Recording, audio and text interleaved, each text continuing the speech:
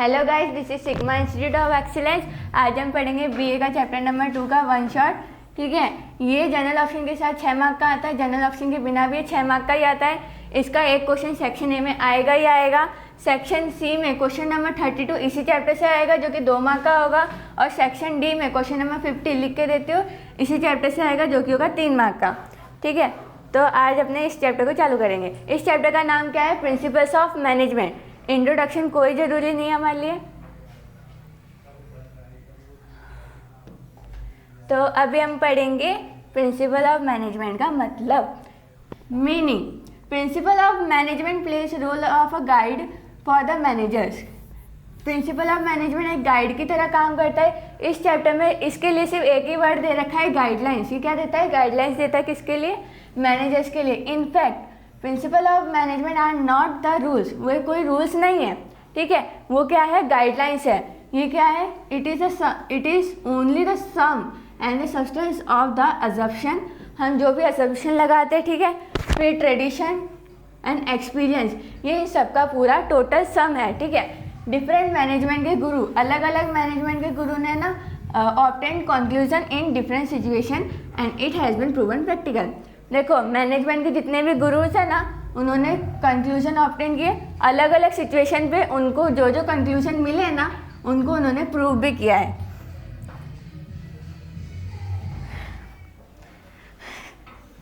As per इस execution people got perfect result as well as. जब ऐसे ये कंक्लूजन को हमने एग्जीक्यूट किया तो लोगों को परफेक्ट रिजल्ट भी मिला। This principle have become a part of management procedure for the business unit. इसलिए जो प्रिंसिपल्स है वो मैनेजमेंट का एक पार्ट बन चुका है। ठीक है,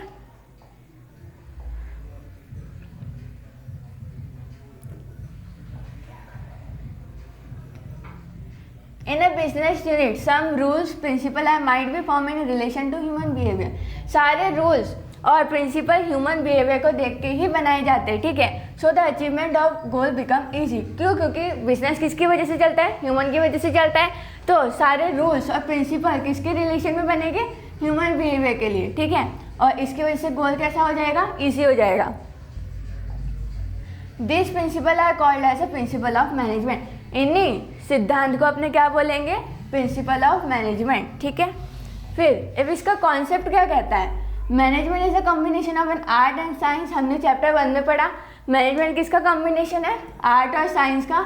जैसे as a science it is natural to have principles in it. जैसे साइंस के अंदर नेचुरल होता है कि उसके पास प्रिंसिपल हो, वैसे ही the principle of management are not rigid as the pure science. हमने पहले ही पढ़ा था कि प्योर साइंस की तरह मैनेजमेंट नहीं है।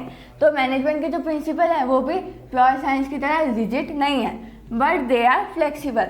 वो समय के साथ चेंज हो सकते हैं। The principle of management have direct relationship with the human behaviour. ये हमने पहले भी पढ़ा, इसका डायरेक्ट रिलेशनशिप किसके साथ होता है? ह्यूमन बिहेवियर के साथ। Thus by making required changes there is a scope of addition of new principles. ठीक है, जैसे जैसे टाइम बदलता जाएगा वैसे वैसे नए प्रिंसिपल आते जाएंगे। Human behaviour and the technology are such factor which changes periodically. देखो, ह्यूमन का बिहेवियर और टेक्नोलॉजी समय के साथ साथ चेंज होता रहता है। ठीक है, अभी जैसे एआई आ गया तो समय के साथ साथ सारे चेंजेस करने पड़ेंगे पीरियडिकली। ठीक है, तो the changes takes place in the principle of management to cope up with the new changes. ठीक है, कॉप अप का मतलब क्या होता है? सामना करना।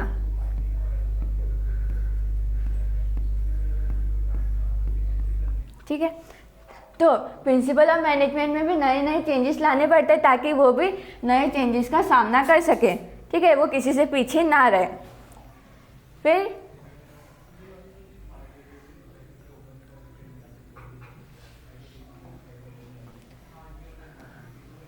Principal of management are the detail and the perfect guideline for the decision making and its implementation. जो प्रिंसिपल ऑफ मैनेजमेंट क्या है? वो एकदम डिटेल है, परफेक्ट गाइडलाइंस है। किसके लिए? डिसीजन बनाने के लिए और उनको इम्प्लीमेंट करने के लिए।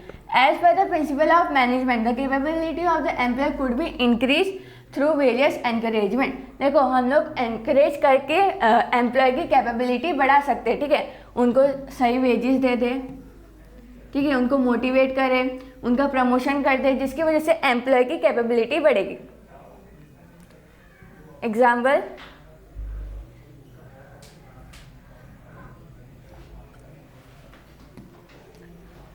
To consider his service year to make decision about promotion of any employee. देखो मैंने क्या कहा था, प्रमोशन कर देना। While employee get promotion by considering his capability in other unit. देखो जो एम्प्लॉय जिस यूनिट में केपेबल है उसको उस जगह पे प्रमोट कर देना, ठीक है। फिर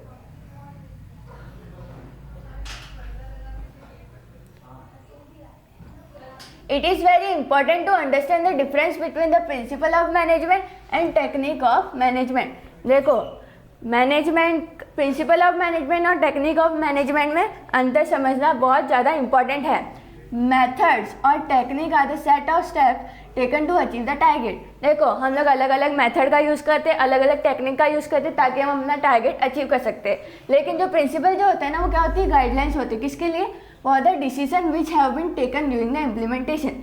जब अपने किसी भी चीज़ को इम्प्लीमेंट कर रहे हैं उस टाइम पे ये गाइडलाइंस को लेना जरूरी है, ठीक है।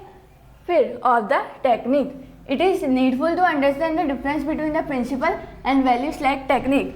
वैल्यूज है एक्सेप्टेबल और प्रेफरेबल, ठीक है। अब देखो, अब अपने को ये भी समझना जरूरी है कि प्रिंसिपल ऑफ मैनेजमेंट मतलब प्रिंसिपल और वैल्यूज लाइक टेक्निक के बीच का अंतर। जो वैल्यूज होती है ना वो एक्सेप्टेबल होती है और प्रेफरेबल होती है, ठीक है। इट रिलेट विथ मोरालिटी, ठीक है, मोरल वैल्यू से वो रिलेट करती है।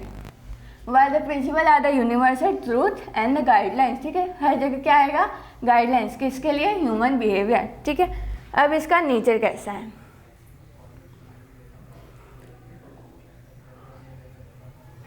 Principle of management are not rigid, वो कठोर नहीं होते, बट प्रैक्टिकल कंक्लूजन होता है, ठीक है। वो कुछ कंक्लूड करके बताते हैं। This principle are guideline to perform a task. मैंने क्या कहा था, ये क्या है? गाइडलाइंस है कि हमको टास्क कैसे परफॉर्म करना है। This relate to task and reason, ठीक है। ये किसी टास्क या फिर रीजन से रिलेट करता है। At the time of the implementation of the different task of management, जैसे कि प्लानिंग, ऑर्गेनाइजिंग एंड डायरेक्शन, ठीक है। जब अपने इम्प्लीमेंट करते हैं किसी भी डिफरेंट टास्क को, ठीक है, तब इसकी जरूरत पड़ती है।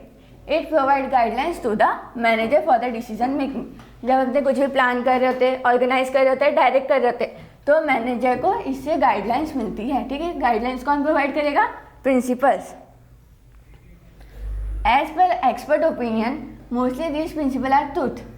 ये प्रिंसिपल क्या होते हैं? ट्रूथ होते हैं, but are not absolute truth, एकदम सच नहीं होते हैं, ठीक है। The rule of exception, exception का मतलब क्या होता है? संवाद। जैसे कि मेटल्स के अंदर नहीं आता कि मेटल सारे सॉलिड होते हैं, एक्सेप्शन क्या है? मर्क्यूरी, ठीक है। मर्क्यूरी क्या होता है? लिक्विड होता है, ठीक है। तो ऐसे एक्सेप्शन होते हैं, संवाद। As here rule of exception is also there, ठीक है। जो प्रिंसिपल होते हैं वो सच होते हैं, लेकिन वो पूरे सच नहीं होते, कभी कभार वहाँ पे एक्सेप्शन आ जाते हैं। As per the about discussion regarding the principle of management we can conclude the following point, ठीक है।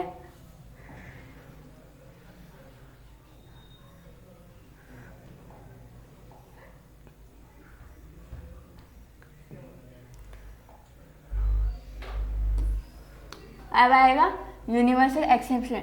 सबसे पहले क्या है? Universal acceptance. ये अपने को मैनेजमेंट में हर जगह पढ़ने को मिलेगा, प्लानिंग में, ऑर्गेनाइजिंग में, सारे चैप्टर्स में आएगा कि क्या है? यूनिवर्सल है। Principle of management can be apply to the most of the business unit where there is a need of the human collective effort. This principle are required, ठीक है। प्रिंसिपल ऑफ मैनेजमेंट ज़्यादातर business में लगाए जाते हैं, ठीक है। और जब भी ह्यूमन कलेक्टिव एफर्ट की जरूरत पड़ेगी, इन प्रिंसिपल्स की भी जरूरत पड़ेगी। However implementation of all the principle में change as per the type, form, activity and size of the business. देखो प्रिंसिपल है ना, अलग अलग टाइप की इंडस्ट्री में अलग होगा, अलग अलग फॉर्म में, एक्टिविटी में, साइज में, ठीक है। हर जगह प्रिंसिपल सेम भी नहीं हो सकते, वो इसमें डिफर करेंगे। फिर but the principle of management can be apply to the most of the unit. फिर भी वो ज़्यादातर यूनिट में यूज होता है, अप्लाई होता है। The principle of management are comprehensive and universal, इसलिए वो क्या है? कंप्रीहेंसिव और यूनिवर्सल है, ठीक है।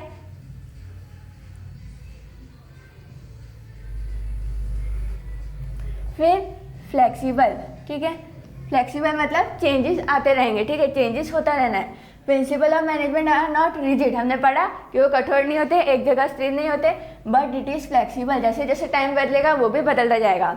As per the situation when manager require the scope for flexibility. जब मैनेजर को जरूरत पड़ती है, ठीक है, कि उसको पता चल रहा है कि हाँ अब यहाँ पे मेरे को चेंजेस करने हैं, तो वहाँ पे चेंजेस आएंगे, ठीक है। हम वो ट्रेडिशनल मेथड से नहीं चल सकते। When this principle do not seem to match in the some situation, कुछ सिचुएशन पे अगर ये प्रिंसिपल मैच नहीं खाते ना, तब वहाँ पे मैनेजर के पास ये परमिशन होती है कि वो कुछ चेंजेस ला सकता है, ठीक है। जैसे कि in large unit the principle of division of work, देखो लार्ज यूनिट में अपने काम को बांट सकते हैं, लेकिन स्मॉल यूनिट में क्या ये प्रिंसिपल काम आएगा? नहीं आएगा, ठीक है। The principle of division may not be applied in the same proportion, ठीक है। सबसे पहले क्या था? यूनिवर्सल एक्सेप्टेंस, फिर आएगा फ्लेक्सिबल, फिर आएगा general guidelines. Principle of management are the result of the experience gain by different expert in different situation. Principle of management किसका रिजल्ट है? अलग अलग एक्सपीरियंस का। किसको मिले हैं? अलग अलग एक्सपर्ट के अलग अलग एक्सपीरियंस का, ठीक है, और अलग अलग सिचुएशन में। At the time of the managing of a business unit disparate and complex problem are arising. जब अपने मैनेज करते किसी बिजनेस यूनिट को अलग अलग और कॉम्प्लेक्स प्रॉब्लम आती है, the form of this issue में be different as per the unit, ठीक है। अपने ऊपर पड़ा यूनिट की वजह से वो अलग अलग होगा, ठीक है। Which could not give similar result for the each unit, हर एक यूनिट में वो सेम नहीं होगा, ठीक है, हर एक सिचुएशन में। Thus the principle of management could not be strictly applied for each unit. Principle of management हर एक यूनिट के लिए ऐसे स्ट्रिक्टली अप्लाइड नहीं हो सकता, but can get desire result by accepting the principle as only guidelines. अगर अपने प्रिंसिपल को सिर्फ और सिर्फ गाइडलाइंस की तरह माने, ठीक है, तब अपने को कोई रिजल्ट मिल सकता है by using it in a favourable situation, अगर वो सिचुएशन फेवरेबल है तो। सबसे पहले universal acceptance, flexibility, general guidance. अब किसके ऊपर बेस होगा वो? Human behaviour, based on human behaviour. As human is at the centre of the management, ये अपने पहले चैप्टर में पढ़ा, ठीक है। The principle of management may seem to have a big effect on the human behaviour. Principle of management का किसके ऊपर ज़्यादा इफेक्ट है? ह्यूमन बिहेवियर के ऊपर। Principle of management and direct relationship with the human behaviour. Principle of management का direct relationship किसके साथ है? ह्यूमन बिहेवियर के साथ है। And as a human behaviour is psychological phenomena, ठीक है, वो एक साइकोलॉजिकल घटना है, ठीक है, वो उनके दिमाग से चलती है, ठीक है, उनके मन से चलती है। It is necessary to consider by implementing principle of management, ठीक है। ह्यूमन बिहेवियर को समझना पड़ेगा, तभी अपने वो प्रिंसिपल ऑफ मैनेजमेंट को इम्प्लीमेंट कर सकते हैं, ठीक है। सबसे पहले universal acceptance, flexibility, general guidance और बेस्ड ऑन ह्यूमन बिहेवियर। फिर आता है कंटिंजेंसी, फ्यूचर से related. Contingency is one of the element to apply the principle of management. Achievement of goal can be made easier by unit with taking required decision through usage of this principle in certain unavoidable situation, ठीक है। Contingency एक ऐसा element है जो कि principal of management में apply होता है, ठीक है। फिर अपने वो गोल को तभी अच्छे से या ईजी से अप्लाई, मतलब नहीं, achievement of goal can be made easier, वो गोल तभी ईजी हो जाएगा उसका अचीवमेंट जब अपने रिक्वायर्ड डिसीजन ले लेंगे, तब uses of principle in certain unavoidable situation. ऐसी सिचुएशन को अगर अपने अवॉइड नहीं कर सकते ना, मतलब कि कोई भी अनअवॉइडेबल सिचुएशन है जिसको अवॉइड नहीं कर सकते, उसके उस टाइम पे अगर अपने उन प्रिंसिपल का यूज़ कर लेते ना, तब वो अचीवमेंट ईजी हो जाएगी। Such as to pay appropriate and reasonable wages to the employee, जैसे कि वेजेस पे करना, रीजनेबल वेजेस पे करना किसको? एम्प्लॉयज़ को। ये अनअवॉइडेबल सिचुएशन नहीं है, इसको अपने अवॉइड नहीं कर सकते। This criteria of being fair and reasonable depend upon the concern regarding necessity and the contingency of the affecting factor. बाहर के फैक्टर अपने को कौन कौन अफेक्ट करे उसको में ध्यान में रखना पड़ेगा, ठीक है। सबसे पहले क्या पढ़ा था? Universal acceptance, flexibility, general guidance, based on human behaviour और कंटिंजेंसी, ठीक है।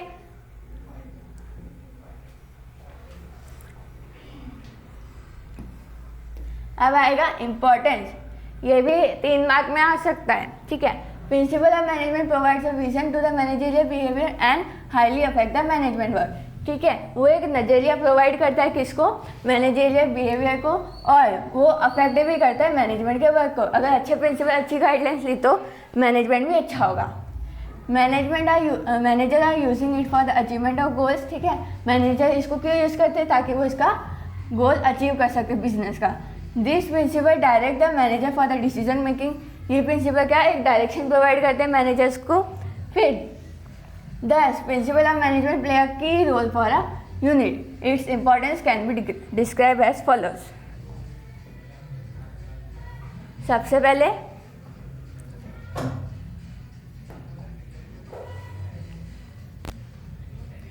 Increase in managerial efficiency, managerial efficiency में इंक्रीज आएगा, ठीक है। Principle of management is providing guidelines to the manager to perform a task in different situation, ठीक है। मैंने कहा था इसमें क्या वर्ड आएगा, हमेशा गाइडलाइंस आएगा। तो प्रिंसिपल ऑफ मैनेजमेंट क्या प्रोवाइड करता है, गाइडलाइंस प्रोवाइड करता है। किसी भी मैनेजर को कोई भी टास्क परफॉर्म करने में किसी भी सिचुएशन में वो हर बार गाइडलाइंस देगा, ठीक है। Due to which improvement in functioning of a business unit and gain in managerial efficiency is also seen, ठीक है। जिसकी वजह से बिजनेस के फंक्शनिंग में इम्प्रूव आएगा और मैनेजरियल एफिशिएंसी भी बढ़ेगी और प्रॉफिट भी होगा। सबसे पहले क्या है, इंक्रीज इन मैनेजरियल एफिशिएंसी, ठीक है। फिर बाद में maximum usage and effective administration of the resources. ये अपने ने मैनेजमेंट की डेफिनेशन में पढ़ा था, minimum cost and time with the available resources वाला। Maximum usage and effective administration of the resources. Mostly availability of the human and physical resources are limited. Business के अंदर ह्यूमन रिसोर्सेज और physical resources क्या होते हैं, limited होते हैं। It is unavoidable to make it maximum uses, ठीक है। उसका मैक्सिमम यूज़ करना अनअवॉइडेबल है, ठीक है, उसको अपने अवॉइड नहीं कर सकते। Here meaning of the word maximum is that to make uses of the resources through the principle of management. इस वर्ड में मैक्सिमम यूज़ का मतलब क्या होता है कि रिसोर्सेज का यूज़ करना प्रिंसिपल ऑफ मैनेजमेंट के हिसाब से, ठीक है। जिसकी वजह से वेरएस जहाँ पे उनको मैक्सिमम बेनिफिट मिलेगा और मिनिमम कॉस्टिंग के साथ। ये अब मैंने डेफिनेशन में पढ़ा था कल, ठीक है।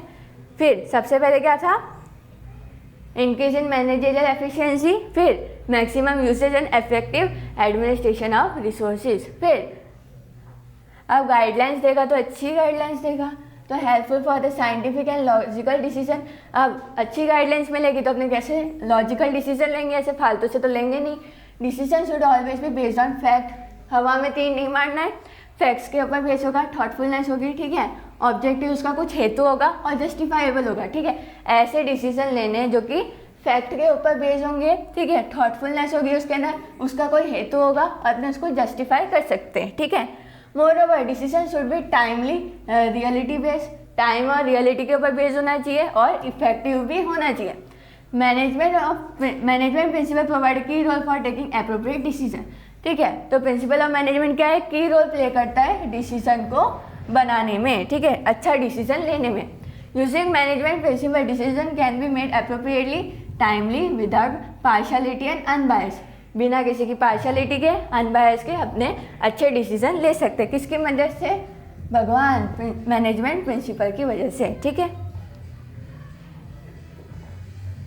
सबसे पहले क्या पढ़ा, इंक्रीज इन मैनेजरियल एफिशिएंसी, फिर maximum use and effective administration of resources, फिर helpful for the scientific and the logical decision, ठीक है। अब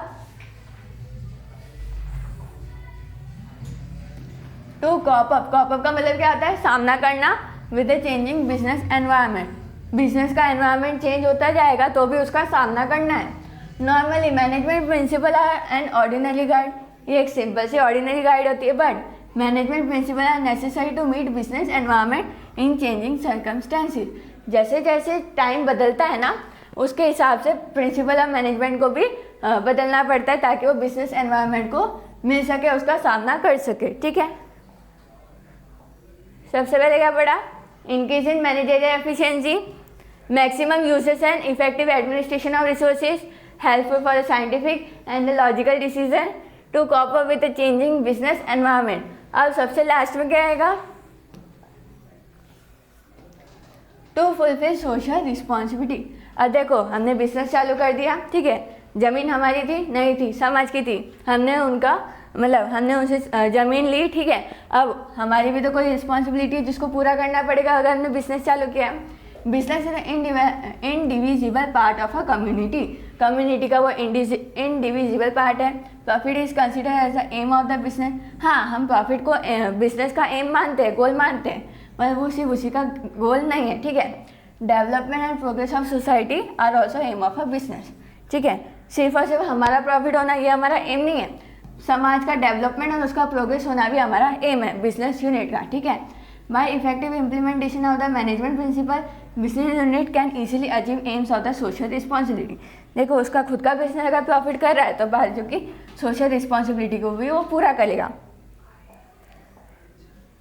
ठीक है, सबसे पहले क्या पढ़ा, increase in managerial efficiency, maximum usage and effective administration of resources, helpful for the scientific and logical decision, to cope up with the changing business environment और टू फुलफिल सोशल रिस्पॉन्सिबिलिटी। ठीक है, इसके 3 मार्क पक्के, पूरा नहीं हुआ।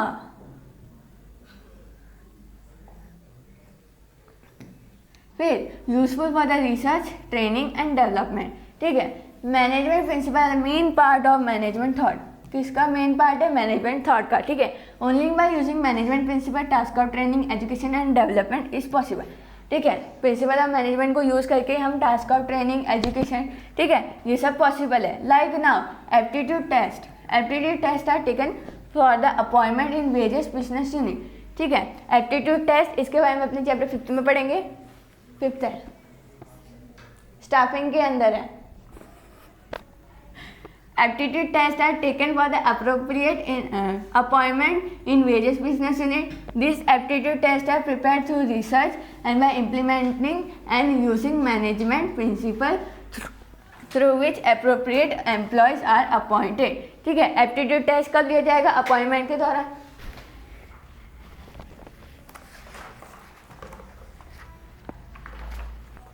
Chapter number 5 page number 55 में पहला वाला टॉपिक आएगा, दूसरा नंबर का एप्टीट्यूड टेस्ट। मैं सही थी, हेतल गलत थी। ठीक है, एप्टीट्यूड टेस्ट कब लिए जाएंगे, अपॉइंटमेंट के दौरान लिए जाएंगे। This aptitude test are prepared through research और implementing by using management principle. ये टेस्ट अपने रिसर्च के द्वारा और इम्प्लीमेंटेशन के द्वारा बने जाएंगे और मैनेजमेंट के प्रिंसिपल को भी यूज़ करेंगे, जिसकी वजह से अच्छे एम्प्लॉयज़ हमारे बिजनेस में अपॉइंट होंगे। ठीक है, सबसे पहले increase in managerial efficiency, maximum usage and effective administration of resources, helpful for scientific and logical decision, to cope up with the changing business environment, to fulfil social responsibility, useful for the research, training and development. ठीक है, ये अपना क्या क्या हो गया cover, importance cover हो गया और नीचे कवर हो गया। अब आएगी सोच, थॉट्स ऑफ मैनेजमेंट, अलग अलग लोगों की सोचें।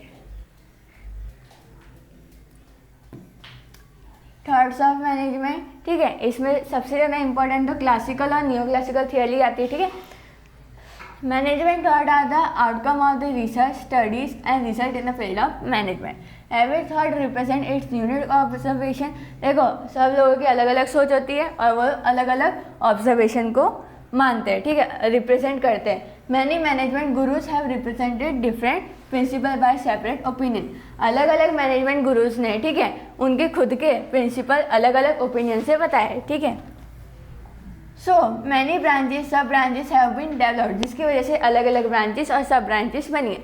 इसको कहते हैं थॉट्स और approach of management.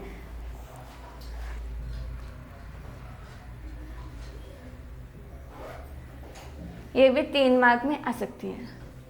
Thoughts of classical theory, ठीक है, the thoughts of management presented till the end of the 19th century. ऐसे थॉट जो 19th सेंचुरी के एंड में बने ना, उसको अपने क्या बोलेंगे, थॉट्स ऑफ क्लासिकल थियरी।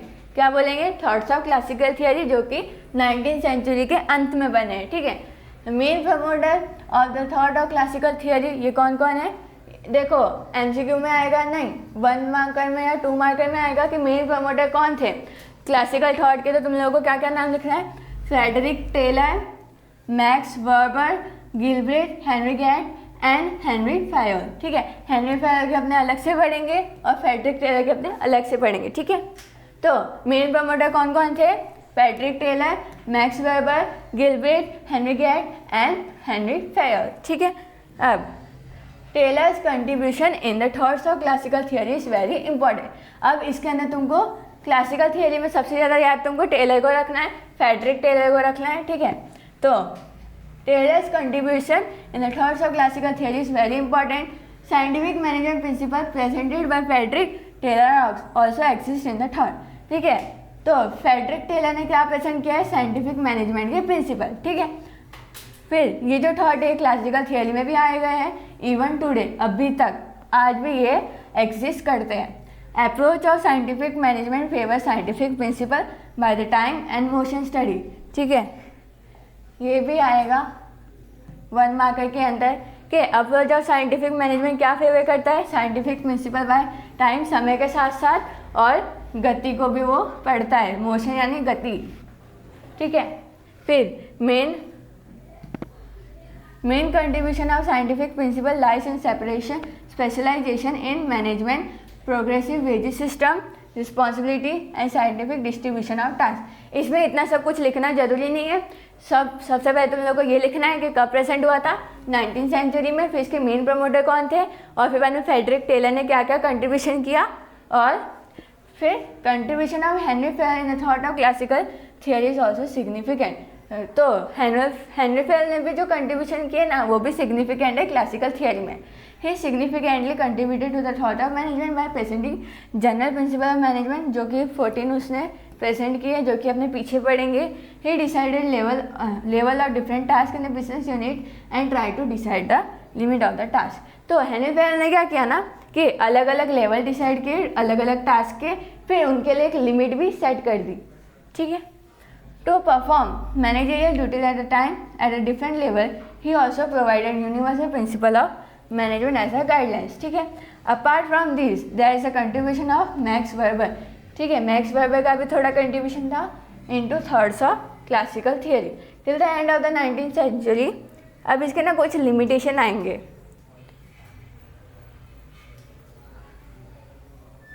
अब क्या हुआ ना, इंडस्ट्रियल रिवोल्यूशन आ गया ना, जिसकी वजह से इस जो क्लासिकल थियरी है ना उसमें थोड़े लिमिटेशन आ गए, ठीक है, जिसकी वजह से इसको बंद करना पड़ा और फिर न्यू क्लासिकल थियरी आएगी, ठीक है।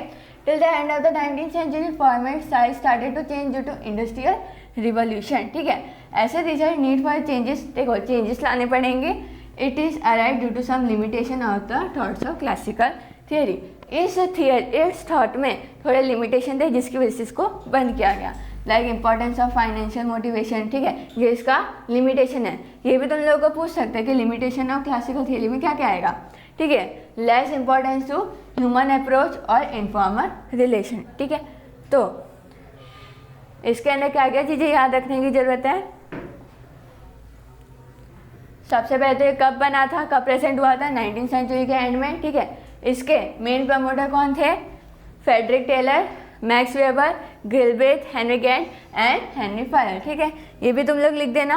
फिर इसमें किसका कंट्रीब्यूशन बताना है, फेडरिक टेलर का कंट्रीब्यूशन बताना है, हेनरी फायर का और मैक्स वेबर का। फिर लास्ट में बता देना है इंडस्ट्रियल रिवोल्यूशन की वजह से इसके थोड़े लिमिटेशन थे और फिर चेंजेस लाने पड़े, ठीक है। ये था तुम्हारा थॉट्स ऑफ क्लासिकल थियरी। अब नियो का मतलब तुम लोग समझ लो नए क्लासिकल थियरी। अब देखो उसको इंडस्ट्रियल रिवोल्यूशन की वजह से हटाना पड़ा तो नवी क्लासिकल थियरी आएगी, ठीक है। To remove some limitation of the thought of classical theory सब मैनेजमेंट एक्सपर्ट मेड चेंजेस, ठीक है, चेंजेस लाए गए और नई एस्टैब्लिशमेंट हुई which is called thoughts of new classical theory, ठीक है। और at the end of the 19th century after industrial revolution format of unit industry was change and need was arrive for the new kind of management, ठीक है। देखो जो classical theory थी वो 19th century के एंड में बनी और ये 20th सेंचुरी की स्टार्टिंग में बनी, ठीक है। तो लिमिटेशन हटाए गए किसके, थॉट्स ऑफ क्लासिकल थियरी के। किसने हटाए थे, कुछ मैनेजमेंट के एक्सपर्ट ने हटाए थे, नए चेंजेस लाए थे और नए अप्रोचेस को एस्टैब्लिश किया था जिसको अपने क्या कहते हैं, thoughts of new classical theory. New का मतलब तुम लोग क्या समझ लेना, न्यू, ठीक है। At the end of the 19th century after क्या हुआ था, industrialisation, format of unit industry सब बदल गए थे जिसकी वजह से थॉट्स ऑफ क्लासिकल थियरी को बदलना पड़ा था। And a need was arrive for a new kind of management, एक नए काइंड ऑफ मैनेजमेंट की जरूरत थी, ठीक है। फिर 20th सेंचुरी के स्टार्टिंग में कौन चालू हुआ था, ऑस्ट्रेलियन इंडस्ट्रियल साइकोलॉजिस्ट कौन था, एल्टन मायो की theory of Hawthorne give a new birth to the behaviour oriented thought, ठीक है। So Elton Mayo is called the promoter of the thoughts of, देखो ये एमसीक्यू में आ सकता है कि न्यू क्लासिकल थॉट का मेन प्रमोटर कौन था, एल्टन मायो, जिसने कौन सी बुक में बताया था, देखो in the start of the 20th century Australian industrial psychologist, ठीक है। एल्टन मायर की थियरी क्या थी? हाउथॉर्न गिवर, किसकी थियरी थी? हाउथॉर्न। उसने एक नया जन्म दिया था बिहेवियर ओरिएंटेड थॉट को, ठीक है। तो इसका मेन प्रमोटर कौन है? Elton Mayo. Thoughts of neoclassical theory emphasises upon the behaviour approach and group behaviour of management, ठीक है। तो थॉट्स ऑफ न्यूक्लासिकल ये क्या एम्फेसाइज करता है? बिहेवियर अप्रोच और group behaviour for the management, ठीक है। फिर इसके अंदर भी कुछ एडिशन ला दिए गए थे। Addition were made to the thoughts of neoclassical theory like informal organisation, human behaviour, human relation, inspiration etcetera are element based on the thought of classical theory. Elton Mayo, Helsberg, Rensis Likert, पीस Argyris, McGregor and Maslow are the main contributor in this thought, ठीक है। ये भी तुम लोगों को 2 mark में पूछ सकता है कि न्यू क्लासिकल थॉट के अंदर कौन कौन थे मेन कंट्रीब्यूशन, तो तुम लोगों को क्या लिखना है? एल्टन मायो, हेल्सबर्ग, तुम लोग 3 भी लिख दोगे ना तो भी चलेगा, Rensis Likert, Chris Argyris, McGregor and Maslow, ठीक है। In branches of thoughts of new classical theory, human relation और human behaviour thoughts, social mechanism thoughts and social arrangement thoughts are main, ठीक है। ये सारी जिसके अंदर मेन थॉट थी। Human behaviour thought is as below, ठीक है।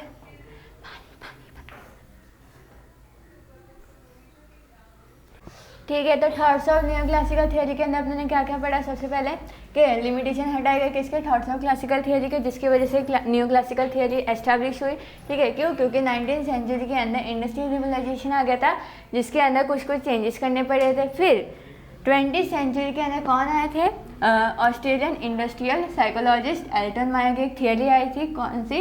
हाउथॉर्न। उसने एक नया जन्म दिया किसको? बिहेवियर ओरिएंटेड थॉट को, ठीक है। तो इसका मेन प्रमोटर कौन है? Elton Mayo. किसका? Thoughts of new classical theory का। Thoughts of new classical theory emphasising upon behaviour and group behaviour for the management, ठीक है। ये किसको एम्फेसाइज करती है? बिहेवियर और ग्रुप बिहेवियर किसका? मैनेजमेंट का, ठीक है। अब इसके मेन कंट्रीब्यूटर का नाम लिख देना बस, और इसके अंदर कुछ ज़्यादा लिखने की ज़रूरत नहीं है। मेन कंट्रीब्यूटर कौन थे? Elton Mayo, Helsberg, Rensis Likert, Chris Argyris, McGregor and Maslow are the main contributor, ठीक है। अब इसको इतना ही पढ़ना है, ठीक है। अब अपने क्या पढ़ेंगे? थॉट्स ऑफ बिहेवियर रिलेटेड, ठीक है। बिहेवियर के रिलेटेड की थॉट्स क्या कहती हैं, ठीक है। Management is art of getting work done to other, ठीक है। ये अपने ने एक्सपर्ट की डेफिनेशन पढ़ी थी, ठीक है। एज प्रोफेसर उल्फिक सेड, ठीक है, ये एमसीक्यू में आ रखा है। प्रोफेसर उल्फिक ने क्या कहा है?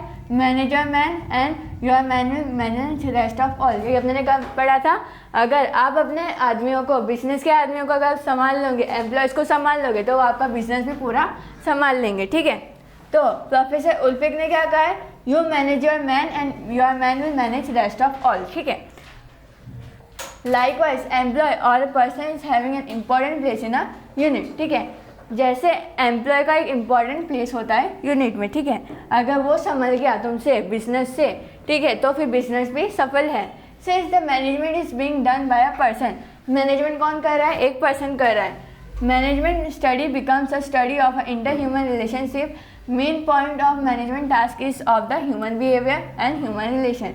Hence behavior related thought emphasizes on the job satisfaction and increasing efficiency of the employees। देखो अब इसमें एम्प्लॉयज़ का बिहेवियर क्या समझना पड़ेगा, क्या थॉट समझना पड़ेगा कि उसको जॉब का सेटिस्फैक्शन मिल रहा है, ठीक है, और उसकी एफिशिएंसी बढ़ रही है और वो ज़्यादा काम करना चाहता है, ठीक है, बाय यूजिंग साइकोलॉजिकल ऑब्जर्वेशन, ठीक है। ऑब्जर्व करना पड़ेगा, ठीक है, एम्प्लॉय के दिमाग को समझना पड़ेगा, ठीक है। तो concept like inter-human relation, motivation, leadership, information, communication process, disposal of the industrial disputes are included in the behavior related thought। ये सारी थॉट किसके अंदर आती है? बिहेवियर रिलेटेड थॉट के अंदर आती है। Since this approach is psychological, ठीक है, ये दिमाग से चलता है, सोच से चलता है। It seem that economic parameter has been neglected, ठीक है। Some writer logically said the human relation cannot be maintained at the cost of productivity, ठीक है, which is the main limitation of this approach, ठीक है। इसका main limitation क्या है? कुछ राइटर लॉजिकली क्या कहते हैं कि ह्यूमन रिलेशन को अपने कैन नॉट बी मेंटेन, ठीक है, मेंटेन नहीं कर सकते कॉस्ट ऑफ प्रोडक्टिविटी से, ठीक है, जो इसका मेन लिमिटेशन है, ठीक है।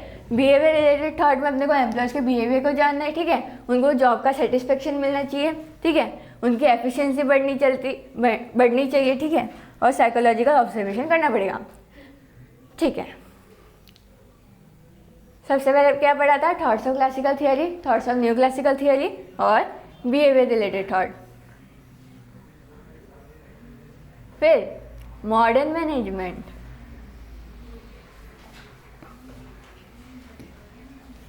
Thoughts of modern management, a change was occurred in the format of the industry and business after 1960, ठीक है, क्योंकि इंडस्ट्रियल रिवलाइजेशन आ गया था जिसकी वजह से चेंजेस आ गए थे। As a result a need of special approach of management of was arrive, एक स्पेशल अप्रोच, ठीक है, मैनेजमेंट के लिए ज़रूरी था। As management is not confining to only business unit, special professional class of manager we emerge, ठीक है, वह advocacy in this thought for the psychology and social studies, statistics, mathematics and computer information technology were made. Management gurus जैसे कि Koontz और डूनर, George R Terry have contributed in this thought, ठीक है, moreover Peter F Drucker, William Ouchi and C K फेलार्ड have also contributed in this thought. इसको ज़्यादा deeply पढ़ने की जरूरत नहीं है, इतना ज़्यादा आएगा नहीं, बस इतना बता देना कि चेंजेस आए थे क्योंकि 1960 के बाद तो इस मेथड को लाना पड़ा था, ठीक है। इसके मेन कंट्रीब्यूटर कौन थे? कुंट्स और डूनर, जॉर्ज आर टेरी, ठीक है, और पीटर एफ ड्रकर, विलियम ओंची और सी के फेलार्ड, ठीक है। इसके अंदर 4 थॉट आएगी, classical theory, new classical theory, thoughts of behaviour related और थॉट्स ऑफ मॉडर्न मैनेजमेंट, ठीक है।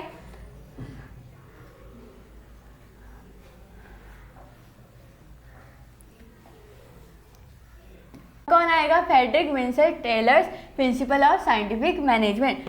Frederick Winslow Taylor was American mechanical engineer था, ठीक है, और an important contributor in classical thought. ये मैंने पहले पढ़ा कि उसने इम्पॉर्टेंट कंट्रीब्यूटर है किसका? क्लासिकल थॉट का। In the starting phase he joined as a apprentice in a factory, ठीक है, वो पहले एक ऐसा ट्रेनर फैक्ट्री में काम करता था। अप्रेंटिस का मतलब होता है after contributing in various company he became a manager in Bethlem steel company, ठीक है। थोड़ी जगह पे थोड़ी कंपनीज में उसने कुछ कंट्रीब्यूशन किया, फिर बाद में बेथलेम स्टील कंपनी में वो मैनेजर बन गया। During this period, F.W. Taylor for the first time presented principle of scientific management and hence he is known as the father of scientific management. ये MCQs में आएगा कि फादर ऑफ साइंटिफिक मैनेजमेंट कौन है, तो कौन है वो? F.W. टेलर, ठीक है।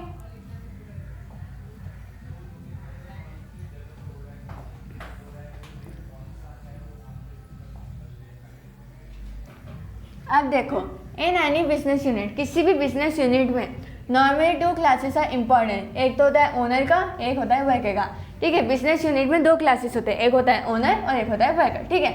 Owner means manager whose main purpose is optimisation of profit and wealth. देखो, ओनर का काम क्या है? ओनर मतलब मैनेजर, ठीक है, उसका काम क्या है कि ज़्यादा से ज़्यादा प्रॉफिट मिले और ज़्यादा से ज़्यादा वेल्थ मिले। वह जो एम्प्लॉयज़ है उनका किस में इंटरेस्ट होता है? हायर वेजेस में और जॉब सेटिस्फेक्शन में, ठीक है। यहाँ पे कितनी चीज़ें? 2 क्लासेस है, एक तो ओनर, ठीक है, और एक वर्कर्स, ठीक है। ओनर को क्या चाहिए? ज़्यादा से ज़्यादा क्या चाहिए? प्रॉफिट, ठीक है, और वेल्थ चाहिए। और इसका किस में इंटरेस्ट है? हायर वेजेस में, ठीक है, और जॉब सेटिस्फेक्शन में। इतना समझे? तो एज अ रिजल्ट कॉन्फ्लिक्ट, लड़ाई झगड़ा होगा, arise in maintaining harmony between 2 group. In 2 group को मेंटेन मतलब हार्मनी मेंटेन करने के लिए यहाँ पे थोड़े कॉन्फ्लिक्ट आ जाते हैं, ठीक है, जिसकी वजह से Frederick Taylor challenge this traditional method and started to develop new method. पुराने ज़माने में ट्रेडिशनल मेथड यूज होती थी, ठीक है, जिसमें वर्कर्स को, है ना, फोर्स किया जाता था कि ट्रेडिशनल मेथड का यूज़ करें। इसको क्या बोलेंगे? अपने रूल ऑफ थंब, ठीक है। ये भी 1 मार्क में या 2 मार्क में आएगा, ठीक है, कि रूल ऑफ थंब क्या कहता है कि जब वर्कर्स को, ठीक है, were asked to do work as per the order in a traditional manner, उनको ऑर्डर दिया जाता है कि ट्रेडिशनल मेथड में काम करो, ठीक है, ज़बरदस्ती, तो उसको क्या बोलेंगे, रूल ऑफ थंब। लेकिन फ्रेडरिक टेलर ने क्या किया कि ट्रेडिशनल मेथड को हटा के नई मेथड को डेवलप किया, ठीक है। There was no voice of worker, workers को मतलब वो उनकी आवाज़ नहीं उठा सकते थे। Dominance of the owners increase, ठीक है, डोमिनेंस इंक्रीज हो गया ओनर का। फिर इस टाइम पे टेलर ने क्या प्रेजेंट किया, new concept with scientific approach instead of rule of thumb, ठीक है। इस मेथड को किसने बंद किया था, फ्रेडरिक टेलर ने, उसने साइंटिफिक अप्रोच को यूज़ किया instead of rule of thumb, जिसको अपने क्या बोलेंगे, साइंटिफिक मैनेजमेंट। साइंटिफिक मैनेजमेंट कब आएगा, जब फ्रेडरिक टेलर ने रूल ऑफ थंब को बंद किया, ठीक है, एक नया कॉन्सेप्ट लाया साइंटिफिक अप्रोच के साथ, उसको कहेंगे साइंटिफिक मैनेजमेंट, ठीक है।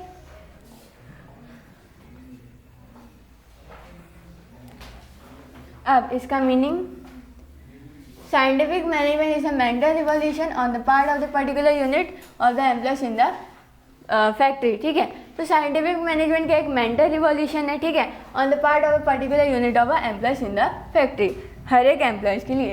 It is a totally mentally revolution toward their task, duties, colleagues and owner, ठीक है। ये मतलब कि मेंटल रिवॉल्यूशन से चलता है वगैरह वगैरह। इसकी अच्छी वाली डेफिनेशन इधर है।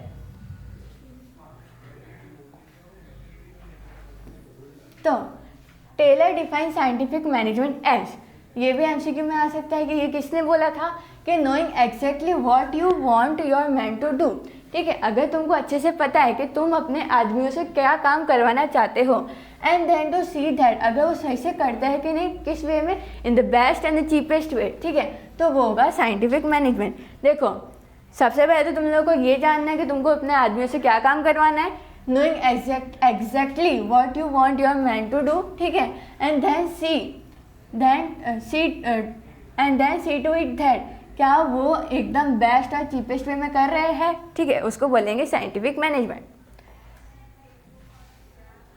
अब जो फ्रेडरिक टेलर था, वो अपने क्या पढ़ा था कि वो एक इंजीनियर था। He found that till worker will not get higher wages and motivated wages rate they will not work efficiently. जब वो पहले ही एक इंजीनियर की तरह काम करके देख चुका है, तो उसको पता है कि अगर एम्प्लॉय को हायर और मोटिवेटेड वेजेस नहीं मिलेंगे तो फिर वो अच्छे से काम नहीं करेंगे। Without getting work done in a traditional way to get higher productivity, scientific method should be use to have lower production cost, ठीक है। तो without getting work done in traditional method, ठीक है, अब उसने ट्रेडिशनल मेथड को तो बंद किया, ठीक है, तो scientific method should be use to have a lower production cost, ऐसे यूज़ करना है जिससे प्रोडक्शन कॉस्ट भी कम हो, ठीक है। As manager do not lower the wage rate, ठीक है, and employees may not work, अगर वो लोग वेज रेट को सही नहीं रखेंगे तो एम्प्लॉयज भी काम नहीं करेंगे। तो he suggested adopting scientific approach, तो उसने क्या कहा कि एक साइंटिफिक अप्रोच को मानते हैं, ठीक है। As a challenge to the traditional approach he presented scientific management as a revolutionary thought, ठीक है। अब इसने 3 मैटर्स को कंसिडर किया। तो सबसे पहले each worker should be assign work as per is mental and physical ability, जितना उसके अंदर मेंटल एबिलिटी और फिजिकल एबिलिटी ना, उसको उस तरह का ही काम देना, ठीक है। अगर मैं उसको काम दे दूँ कि मेरे अकाउंट संभाल, पर उसको अकाउंट आता ही नहीं हो, ठीक है, तो ये नहीं चलेगा। तो each worker should be assign as per his mental और फिजिकल एबिलिटी। अब मैं उसको बोल दूँ कि 10 घंटे काम करना है, पर उसकी फिजिकल एबिलिटी है नहीं है, तो each worker should be instructed to perform maximum work as per the category, जिस कैटेगरी में उनको काम दिया गया है उसमें उसको अच्छा परफॉर्म करना, मैक्सिमम परफॉर्म करना। Each worker doing efficient work rapidly should be paid more wages, मतलब कि उनको वेजेस ज़्यादा पे करना अगर वो सही से काम करें, अच्छे से काम करें, रैपिडली करें, दैट इज़ मोर देन 30%, 30% से ज़्यादा से लेकर 10% तक, ठीक है। 3 मैटर्स को कंसिडर करना है। एक तो मेंटल और फिजिकल एबिलिटी, जिस कैटेगरी में उसको डाला गया है उसमें वो परफॉर्म एकदम मैक्सिमम वर्क करे, और अगर वो सही से काम कर रहा है तो उसको ज़्यादा वेजेस देना, जो कि 30% से ज़्यादा और 10% तक हो, 100%। फिर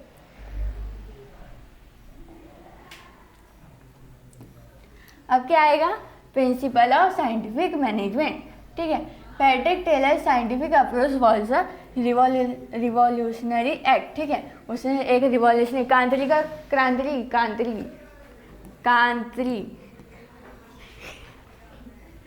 क्रांति, sorry, he was far from the traditional method so that workers and owners may work with harmony, ठीक है। तो वो ट्रेडिशनल मेथड से बहुत दूर था, जिसकी वजह से so that workers and owners में वर्क विथ हार्मनी। अब उसने क्या किया, ट्रेडिशनल मेथड को बंद करके खुद का एक साइंटिफिक अप्रोच लेके आया, जो कि रिवॉल्यूशनरी एक्ट था, ठीक है। He provided scientific management principle which are as under, उसने कुछ प्रिंसिपल बताए हैं, वो दिखते हैं। अब देखो साइंटिफिक मैनेजमेंट है तो साइंटिफिक मेथड ही होगी ना, ठीक है। Scientific method to do work, scientific method should be adopted. उसने क्या लाया, साइंटिफिक मैनेजमेंट, साइंटिफिक थॉट, तो फिर साइंटिफिक मेथड का ही यूज़ होगा। Abandoning traditional method and thinking how best work can be, उसने क्या किया कि ट्रेडिशनल मेथड को फेंक दिया, ठीक है, और ऐसा सोचना कि हम कैसे अच्छे से काम कर सकते हैं और किसी बेस्ट वे में कर सकते हैं, and can be done by analysing work scientifically. देखो वर्क को पहले अच्छे से एनालाइज करना साइंटिफिकली, फिर उसके ऊपर काम करना और ट्रेडिशनल मेथड को हटा देना। तो सबसे पहले अब वो साइंटिफिक मैनेजमेंट के प्रिंसिपल है तो साइंटिफिक मेथड तो यूज़ होगी, ठीक है।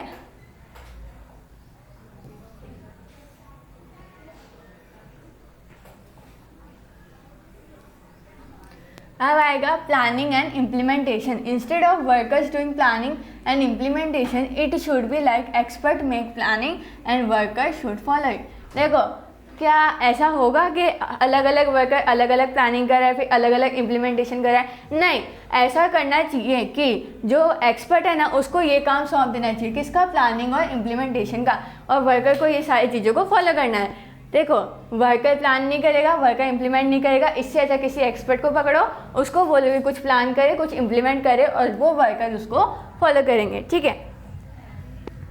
कभी ऐसा देखा है कि स्टूडेंट कोर्स बना रहा है, स्टूडेंट सिलेबस बना रहा है? नहीं ना, ठीक है।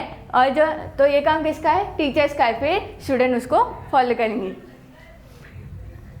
सबसे पहले क्या आया था, साइंटिफिक मेथड, फिर प्लानिंग एंड इम्प्लीमेंटेशन। सबसे पहले साइंटिफिक मेथड, क्योंकि एक ऐसा प्रिंसिपल है, साइंटिफिक प्रिंसिपल ऑफ मैनेजमेंट है, ठीक है। अब फिर दूसरा प्लानिंग एंड इम्प्लीमेंटेशन, जो कि किसके हाथ में होगा, एक्सपर्ट के हाथ में होगा, ठीक है। फिर जॉब एनालिसिस।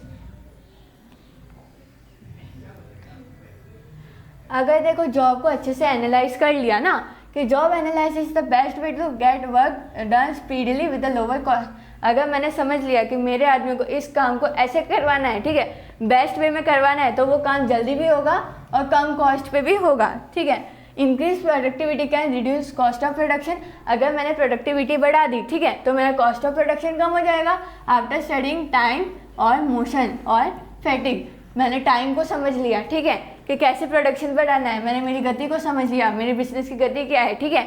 और फैटिग का मतलब क्या आता है, थकान, कि कब वर्कर थक सकता है, उससे इतना काम भी नहीं करवाना, ठीक है। तो सबसे पहले क्या आएगा, scientific method, planning and implementation और जॉब एनालिसिस, ठीक है। फिर स्टैंडर्डाइजेशन। देखो अब मेरा अगर बिजनेस है तो मैं एक स्टैंडर्ड सेट करूँगी, ठीक है, और उसके पीछे काम करूँगी, तो वही होगा स्टैंडर्डाइजेशन। तो स्टैंडर्डाइजेशन और सिंप्लिसिटी क्या है, एक साइंटिफिक प्रोसेस है which should be done in advance, जिसको एडवांस में करना पड़ेगा, स्टैंडर्ड में को एडवांस में सेट करना पड़ेगा, ठीक है। फिर equipment, time, situation of work, resources, ये सारे मैटर्स को मैं कंसिडर करूँगी स्टैंडर्डाइजेशन में। स्टैंडर्डाइजेशन का मतलब क्या होता है कि मैंने बिजनेस चालू किया, मैंने एक स्टैंडर्ड सेट किया कि हाँ मेरे को इस साल के अंदर 40 करोड़ की इनकम चाहिए, ठीक है, ऐसा मैंने एक स्टैंडर्ड सेट किया, ठीक है।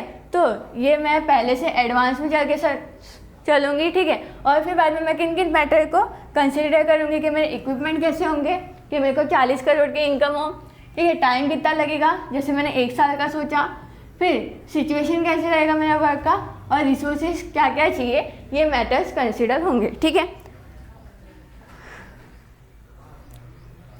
सबसे पहले scientific method, planning and implementation, job analysis और स्टैंडर्डाइजेशन, ठीक है।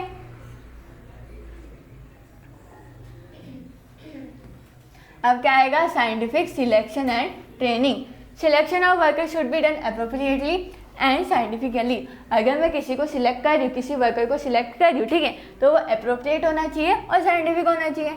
For scientific standard benchmark like education of the employees. अब देखो, अगर मेरा बिजनेस है, ठीक है, अब अगर मेरे बिजनेस के अंदर भी कुछ क्वालिफिकेशन चाहिए होती है, ठीक है, तो वो एम्प्लॉयज़ के पास है कि नहीं, ठीक है, उनकी स्किल्स क्या है, गट्स क्या है, फिजिकल स्ट्रेंथ क्या है, उनको ट्रेनिंग, ठीक है, एक्सेट्रा, ये भी मैं कंसिडर करूँगी मेरे बिजनेस में।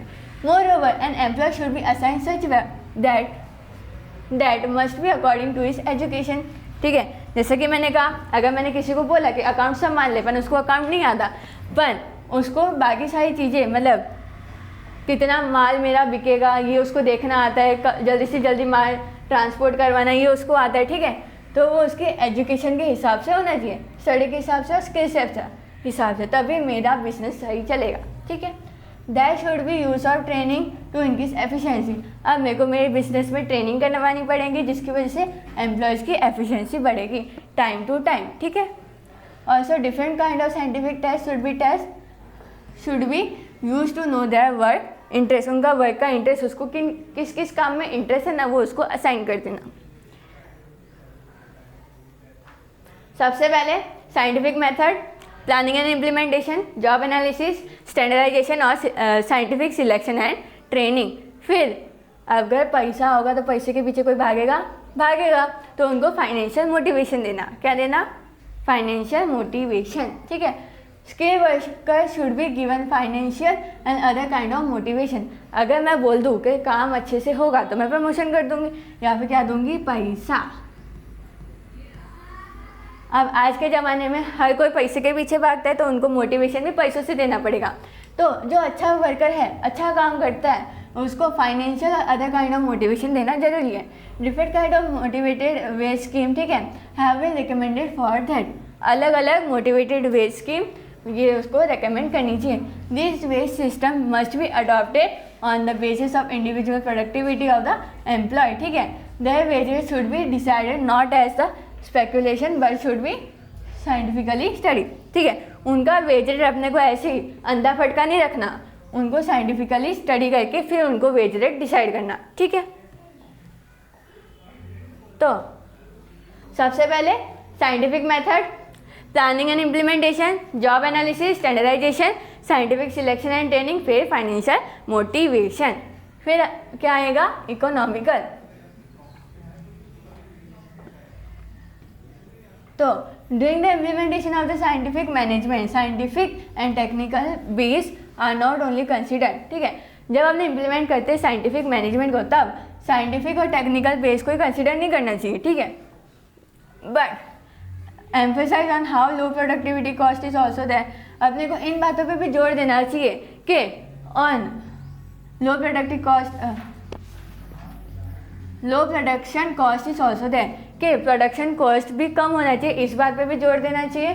Cost estimation and cost control method should be consider. ठीक है, कॉस्ट एस्टिमेशन और कॉस्ट को कंट्रोल करने की मेथड को भी कंसिडर करना चाहिए। इकोनॉमिकल मतलब क्या होगा? पैसों के रिलेटेड अपने को चीज़ें देखनी पड़ेगी। फिर deviation should be found and correct action should be taken.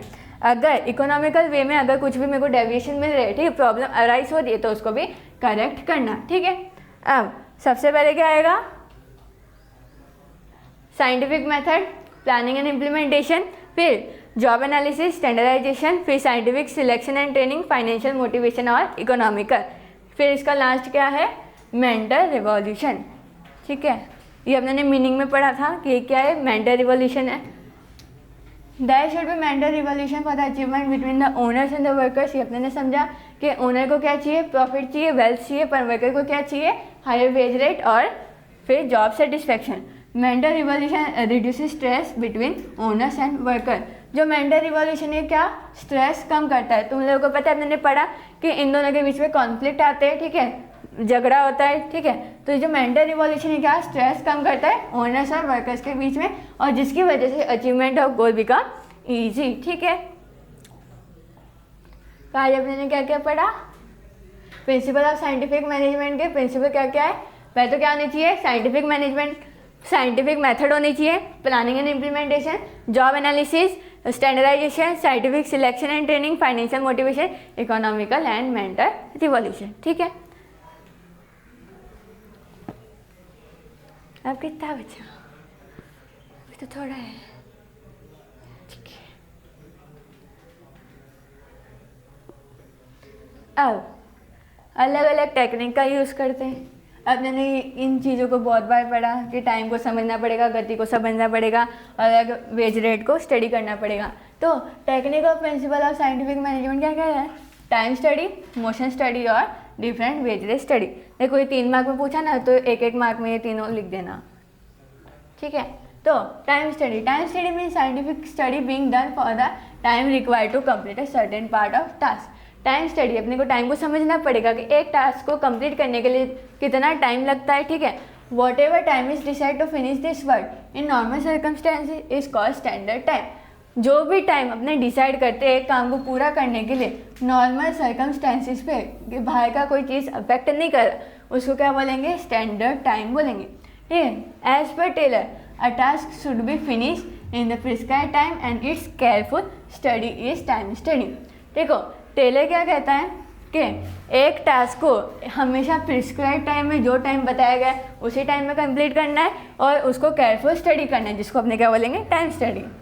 फिर time study is useful for making optimum use of production equipment and achieving aims timely. ठीक है, टाइम स्टडी मतलब टाइम को समझना है, जो टाइम में टास्क मतलब जो टास्क दिया गया उसको उसी टाइम में पूरा करना है और टाइम को समझना है। ठीक है,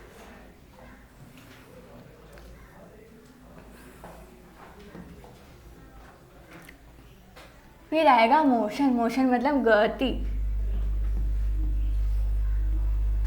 ठीक है, motion study means method of removing wastage of resources due to unnecessary and unproductive movement of man and material. ठीक है, मोशन स्टडी मतलब कि क्या होता है ना कि जितना भी वेस्ट हो रहा है उसको हटा दो। ठीक है, all the resources due to unnecessary and unproductive movement of the man and material. Man और मटेरियल की वजह से जितना भी अनप्रोडक्टिव या अननेसेसरी वेस्ट हो रहा है रिसोर्सेज में उसको रिमूव करना। ठीक है, फिर if careful studies man when worker is doing movement at the time of the. ठीक है, मतलब कि ये देखना कि जो वर्कर है जिसको उस टाइम पे काम करना चाहिए उस टाइम पे काम कर रहा है कि नहीं। Then industrial fatigue of worker can be remove by removing wrong process of movement. ठीक है, इंडस्ट्रियल फैटिग ऑफ वर्कर मतलब कि वर्कर को भी कभी कभार थकान हो जाती है तो उसको ऐसा काम नहीं देना। ठीक है, bye removing wrong process of movement, अगर अपने गलत प्रोसेस को हटा देना तो वर्कर का फैटिग भी खत्म हो जाएगा। ठीक है, फिर and productivity can be increase, जिसकी वजह से प्रोडक्शन बढ़ेगा। Main object of motion study is to find out the method which result into minimum wastage of a worker and its implementation. देखो मोशन स्टडी का मेन ऑब्जेक्टिव क्या है कि ये ढूंढना कि कहाँ पे out of a method which result into minimum wastage of the worker, जिसमें वर्कर का वेस्टेज नहीं हो रहा हो। ठीक है, और उसका इम्प्लीमेंटेशन। सबसे पहले क्या था? टाइम स्टडी, अब है motion study.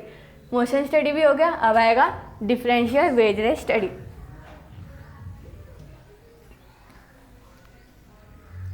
Differential wage rate study means wage given through wage related motivation based on time of a work to the workers. ठीक है, Frederick Taylor favoured this motivation wage method, ये अपने पढ़ा। ठीक है, कि अपने को फाइनेंशियल मोटिवेशन देना चाहिए। फिर each worker working in a factory have different work efficiency. देखो अलग अलग वर्कर की अलग अलग क्षमता होती है काम करने की। Considering this fact efficient worker should get more wages, जो जिसके लायक है ना, ज़्यादा लायक है उसको ज़्यादा वेजेस देना। ठीक है, and worker having less efficiency should get lower wages. ठीक है, जो अच्छा काम कर रहा है उसको ज़्यादा पैसे देना। ठीक है, और जो कम काम कर रहा है उसकी एफिशिएंसी कम है तो उसको कम पैसा देना। ठीक है, in the terms of more production. ठीक है, अगर प्रोडक्शन बढ़ रहा है वर्कर की वजह से तो उसको ज़्यादा वेजेस देना, अगर प्रोडक्शन कम हो रहा है किसी वर्कर की वजह से तो उसको कम वेजेस देना। Considering this fact Frederick Taylor है गिवन डिफरेंट वेजेस स्टडी। ठीक है, इस फैक्ट को कंसिडर करके उसने अलग अलग वेजेस स्टडी दी। ठीक है, तो 3 टेक्निक आ जाएगी। ठीक है, टाइम स्टडी, मोशन स्टडी, ठीक है, और डिफरेंशियल वेज रेट स्टडी। अब क्या आएगा? हेनरी फेयर आएगा। ये लास्ट टॉपिक है शायद, नहीं इसके पीछे भी एक छोटा सा टॉपिक है। Principle of management by Henry Fayol. Henry Fayol ने क्या क्या प्रिंसिपल दे रखे हैं, ठीक है। Henry Fayol who presented management principle was a French engineer. वो कौन था, एक फ्रेंच इंजीनियर इंडस्ट्रियलिस्ट था। He presented this principle in his book, ये बुक का नाम याद रख लेना, ठीक है, industrial and general management in 1960, ठीक है। अब उसने एडमिनिस्ट्रेटिव प्रिंसिपल ऑफ इंडस्ट्री को 6 पार्ट में डिवाइड किया है। Technical activity, commercial activity, financial activity, ठीक है, सेफ्टी एक्टिविटी, अकाउंटिंग एक्टिविटी और मैनेजमेंट एक्टिविटी। टेक्निकल एक्टिविटी के अंदर क्या क्या आएगा, it include factory machineries and activity related to production, ठीक है। कमर्शियल एक्टिविटीज़ के अंदर क्या आएगा, इट इंक्लूड एक्टिविटी लाइक जैसे कि purchasing, sales, exchange of unit. फिर फाइनेंशियल एक्टिविटीज़ के अंदर क्या आ रहा है, it include procurement of the capital, use of capital, fund maintenance etcetera वगैरह, ठीक है। और सेफ्टी एक्टिविटी के it include safety of the employees, safety of the asset, safety of the good, मतलब कि पॉलिसी तरीके। फिर accounting activity, it include financial statement and procuring necessary statistical analysis. और management activity, it include planning, organizing, directing, coordination वगैरह वगैरह।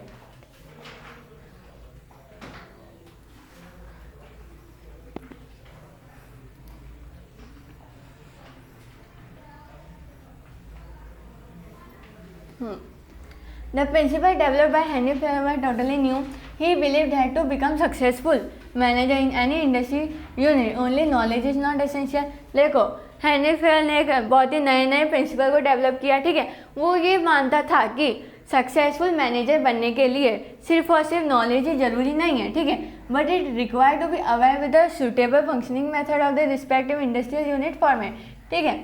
Henry Fair, based on his experience and knowledge, presented 14 important principles of management which have been proved very useful in the management, ठीक है। Henry fair के जो जितने भी principal है ना उनको प्रूव किया गया है मैनेजमेंट में। तो इसके कितने हैं, 14 प्रिंसिपल्स हैं, ठीक है।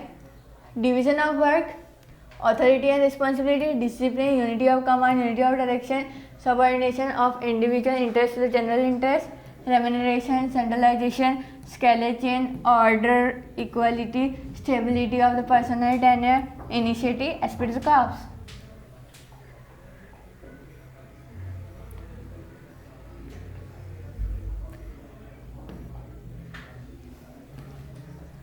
Presenting the said principle, Henry Fair said that these are only directive principles. Success of other principles depend upon the sharp sense of management, it is a task of visionary, ठीक है।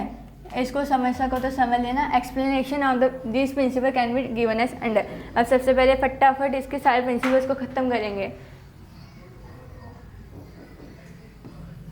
Division of work, in management more weightage is given on the higher efficiency of the employees and the manager. Productivity can be increased by optimum use of production equipment. फिर moreover division of work is necessary to increase efficiency of the employees and manager. Division of work से क्या पता चलता है कि अपने को काम को बांट देना है, ठीक है। Specialization is also possible through division of work. Division of work should be done at the managerial and factory level to take benefit of the principle of specialization. देखो इसको तुम लोग खुद की भाषा से भी लिख सकते हो कि डिवीजन ऑफ वर्क करना, ठीक है, अलग अलग लेवल में काम को बांट देना, ठीक है, और उसको ज़्यादा से ज़्यादा इंक्रीज करते रहना, उसकी प्रोडक्टिविटी बढ़ाना, ठीक है. फिर ऑथोरिटी और responsibility. Authority and responsibility, power and responsibility are two side of the coin. एक सिक्के के दो पहलू है, एक तो कौन है, पावर है, एक है responsibility. Power without responsibility and responsibility without power are incomplete, ठीक है. अगर मेरे पास पावर है पर मेरे पास रिस्पॉन्सिबिलिटी नहीं है तो वो इनकम्प्लीट है. अगर मेरे को रिस्पॉन्सिबिलिटी दे रखी है ना तो मेरे को पावर भी देनी चाहिए, ठीक है. When a person is assigned a responsibility for some job, at the time power भी असाइन होनी चाहिए, ठीक है. अगर उसको कोई रिस्पॉन्सिबिलिटी जवाबदारी दी है तो उसको उस टाइम पे पावर भी देनी चाहिए, ठीक है. अगर उस टाइम पे कोई काम नहीं कर रहा है ना तो उसको पनिशमेंट देने का भी हक है, ठीक है. While assigning the power, different parameters like post of the employees, knowledge, qualification, experience, art of leadership, maturity, etc. should be considered. As a result, enthusiasm of the employee rise and aim of achievement become easy, ठीक है. तो सबसे पहले क्या आया था, division of work, authority and responsibility. अब क्या आएगा, डिसिप्लिन.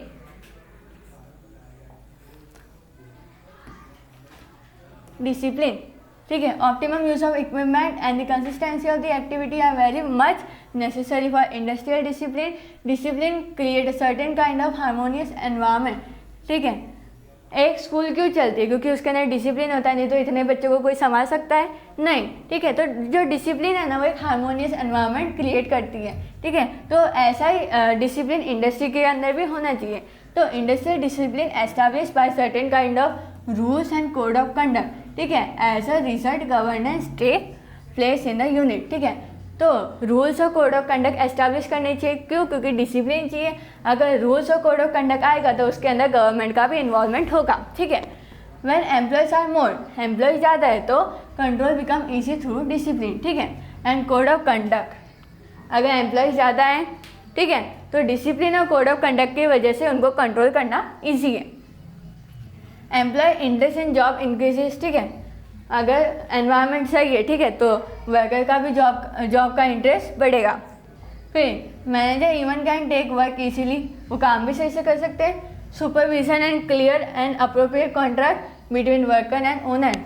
डिसिप्लिन की वजह से अपने को सुपरविजन ईजी हो जाएगा और clear and appropriate contract between worker and owners and appropriate implementation of the punishment. ठीक है, at every level are important for the discipline.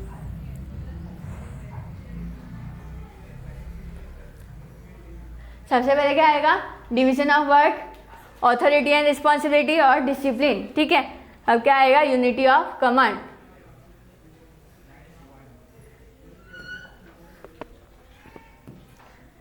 Unity of command, employees can not follow order from more than one superior. एक superior से ज़्यादा का वो लोग order follow नहीं कर सकते, वो कंफ्यूज हो जाएंगे।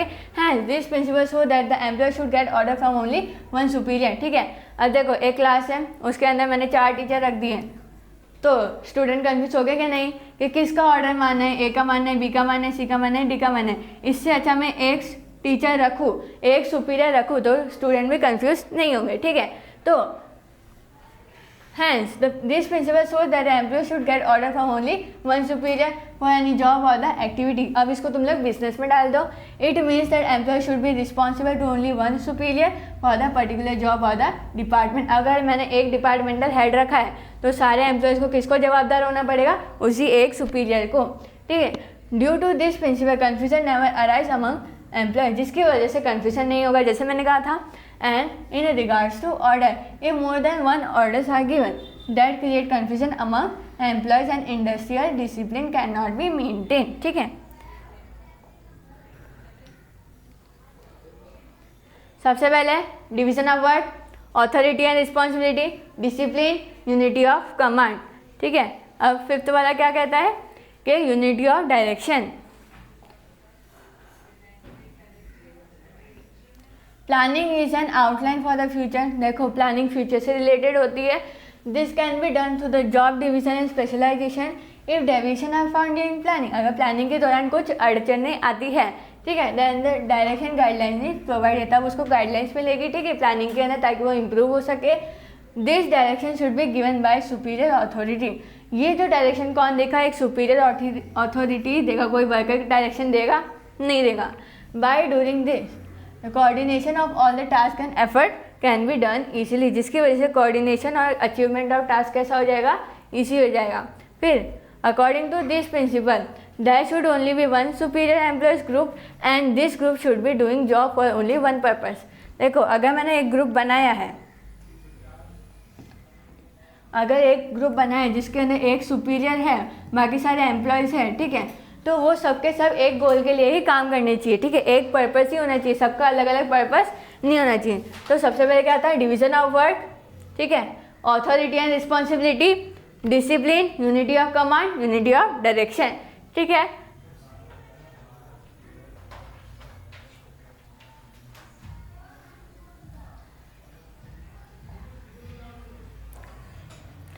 फिर subordination of individual interest to the general interest. जैसे कि मैंने कहा था, सबका अलग अलग इंटरेस्ट नहीं होना चाहिए, सबके सब एक ही गोल के ऊपर काम करने चाहिए। ठीक है, management is a collective activity. वो क्या है? कलेक्टिव एक्टिविटी है। There should be coordination between person and department. अलग अलग डिपार्टमेंट, अलग अलग लोगों के अंदर क्या होना चाहिए? कोऑर्डिनेशन होना चाहिए। This result in an easy achievement of the goals of the business, जिसकी वजह से गोल्स इजीली अचीव हो गए बिजनेस में। This principle shows that the interest of the individual और employees group should be consider as a subsidiary against the interest of the whole unit. ठीक है, पूरे यूनिट का एक ही इंटरेस्ट होना चाहिए जिसके ऊपर सब काम करने चाहिए। This mean that common interest should be prominent instead of individual interest. सबका अलग अलग इंटरेस्ट हो, इससे अच्छा सबका एक ही इंटरेस्ट हो और सबके सब उसी पे काम करें। तो सबसे पहले क्या आएगा? Division of work, authority and responsibility, discipline, unity of command, unity of decision, subordination of individual interest से जनरल इंटरेस्ट। फिर रेम्यूनरेशन ऑफ पर्सनल, पैसा देना पड़ेगा।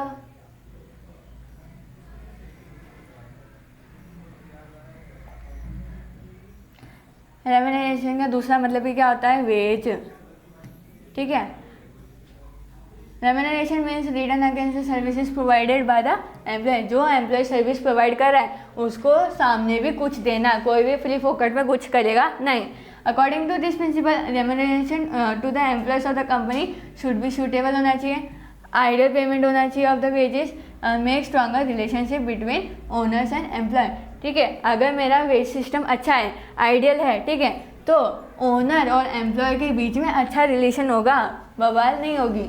All employees do not work with the same efficiency in the unit.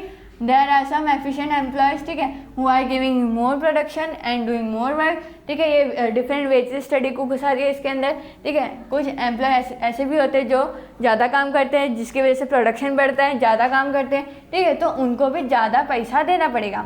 They should be compensated against their efficiency. By doing this, worker turnover rate decreases. लोग काम छोड़ना बंद कर देंगे, कम कर देंगे। ठीक है, वर्कर टर्नओवर रेट या फिर लेबर टर्नओवर रेट। ठीक है, तो अगर मेरा वेजेस सही है, जॉब सेटिस्फेक्शन मिल रहा है, तो वर्कर मेरा काम छोड़ के जाएंगे? नहीं जाएंगे। प्रमोशनल स्कीम्स जैसे कि bonus, profit sharing, representation in managerial committee should be implemented for the skilled worker. ठीक है, कोई अच्छा काम कर रहा है, ठीक है, तो उसका मैं प्रमोशन कर दूंगी, उसको मैं बोनस दूंगी, मेरे प्रॉफिट में से, बिजनेस के प्रॉफिट में से उसको कोई हिस्सा दे दूंगी, या तो उसको रिप्रेजेंटेटिव बना दूंगी। ठीक है,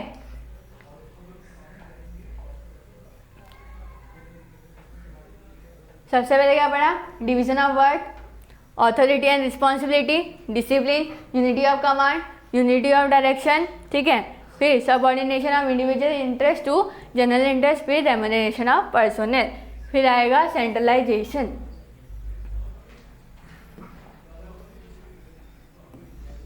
सेंट्रलाइजेशन मतलब कि केंद्रीकरण। There must be clarity that to which extent centralisation और decentralisation should be done to make successful management infrastructure. मेरे को ये ध्यान रखना है कि किस हद तक मेरा केंद्रीकरण होगा और विकेंद्रीकरण होगा। ठीक है, तो if powers are not delegated it is centralisation. अगर मैंने पावर्स बांटी नहीं है, ठीक है, तो वो सेंट्रलाइजेशन है। अगर मैंने पावर्स को बांट दिया टुकड़ों में, तो वो क्या हो जाएगा? Decentralisation. To make best use of employ strength, principle of centralisation should be adopted. ठीक है, एम्प्लॉयज़ की स्ट्रेंथ को अच्छे से यूज़ करना, तो प्रिंसिपल ऑफ सेंट्रलाइजेशन को अडॉप्ट करना जरूरी है। पर सेंट्रलाइजेशन का कैसा रेशियो है? लो सक्सेस रेशियो है इन अ जॉइंट यूनिट। बड़े बड़े यूनिट में कोई अकेला काम नहीं कर सकता है। Centralisation and decentralisation is done as per the size of the unit. अगर फर्म छोटा है, स्मॉल है, ठीक है, तो उसमें डिसेंट्रलाइजेशन नहीं होगा, उसमें क्या होगा? सेंट्रलाइजेशन। ठीक है, अगर फर्म लार्ज है, बिग है, ठीक है, तो उसके अंदर क्या होगा? डिसेंट्रलाइजेशन, पावर्स बांट दी जाएगी। सबसे पहले क्या होगा? Division of work, authority and responsibility, discipline, unity of command, unity of direction. ठीक है, सबऑर्डिनेशन ऑफ इंडिविजुअल इंटरेस्ट है general interest, remuneration of the personal, फिर सेंट्रलाइजेशन। अब क्या आएगा? Scalar chain.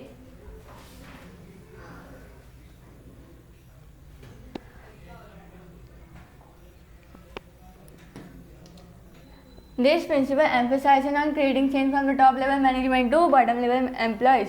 ठीक है, तुम लोगों को पता है, कल ही हमने पढ़ा था कि top level management, middle level management और बॉटम लेवल मैनेजमेंट। ठीक है, तो वहाँ से एक चेन चलती आती है। तो chain of power from the higher administrative officer to the bottom level should not be broken.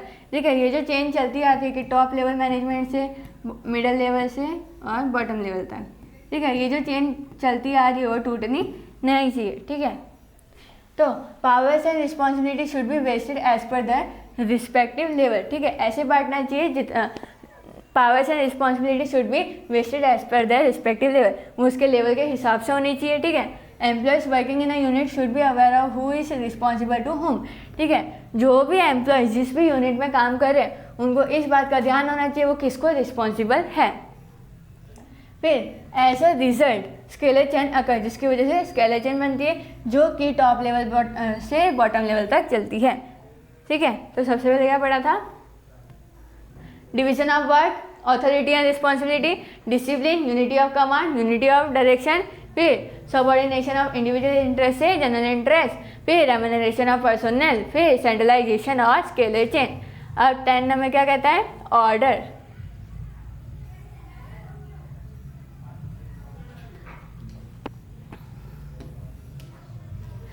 This principle emphasises on the 2 parameter, ये 2 पैरामीटर के ऊपर चलता है, ठीक है, जोड़ देता है, ठीक है। Raw material arrangement and social arrangement, ठीक है, एक तो क्या है रॉ मटेरियल का अरेंजमेंट और एक सोशल अरेंजमेंट, ठीक है। Each part of raw material should be at its appropriate place, ठीक है। Likewise skill employ should be also place at the right place, ठीक है। जितने भी रॉ मटेरियल हैं उनको सही जगह पे रखना, जितने भी स्किल वर्कर हैं उनको सही जगह पे रखना, ठीक है। तो वो ऑर्डर वैसा होना चाहिए। Arrangement should be done for the recruitment of the suitable employees in a suitable place, ठीक है। अच्छे एम्प्लॉयज़ को, सूटेबल एम्प्लॉय को जो जगह पे सूटेबल है उस जगह पे उसको रिक्रूटमेंट करना, ठीक है, वो ऑर्डर होना चाहिए। एक तो रॉ मटेरियल को सही जगह पे रखना और एक एम्प्लॉयज़ को, स्किल एम्प्लॉयज़ को सही जगह पे रखना, ठीक है। तो सबसे पहले क्या आ रहा है,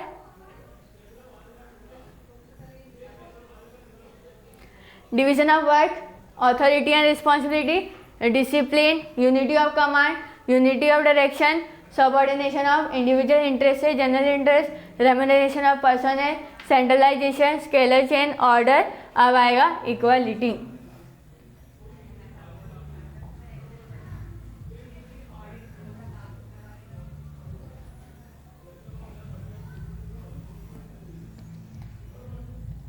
इक्वलिटी होनी चाहिए। Employees are part of a managerial system since the employees are the human being, employees क्या ह्यूमन है, रोबोट तो है नहीं। Practical approach should be adopted to handle them, एक प्रैक्टिकल अप्रोच लानी चाहिए जो उनको हैंडल कर सकें।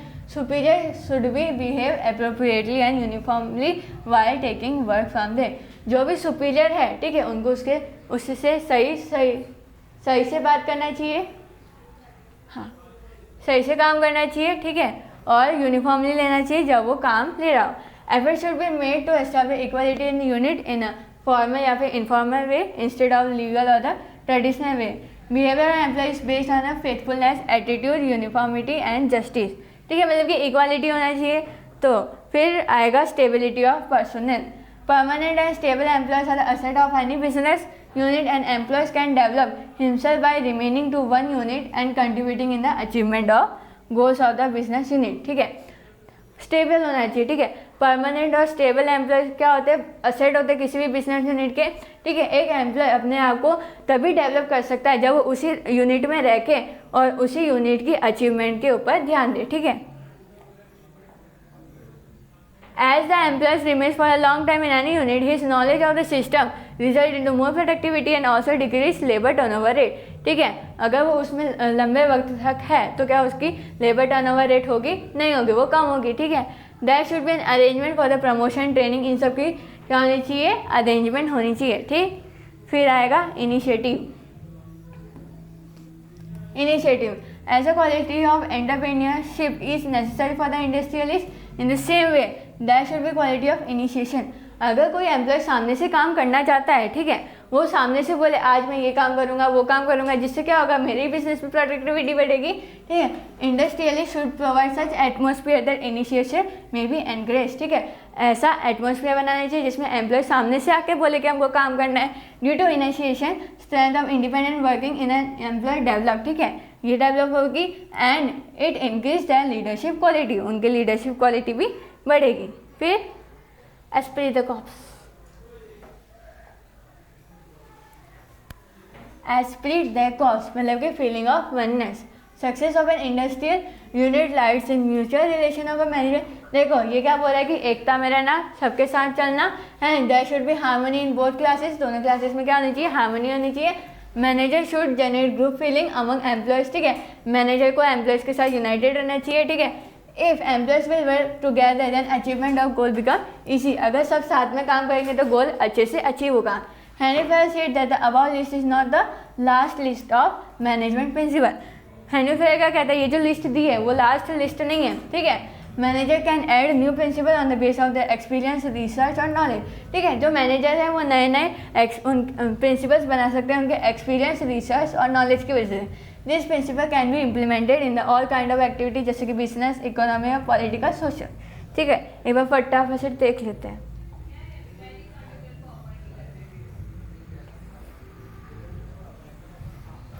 सबसे पहले division of work, authority and responsibility, discipline, unity of command, unity of direction, subordination of individual interest और general interest, remuneration of personnel, centralisation, skeletal, फिर order, equality, stability of personnel tenure, initiative और esprit de corps.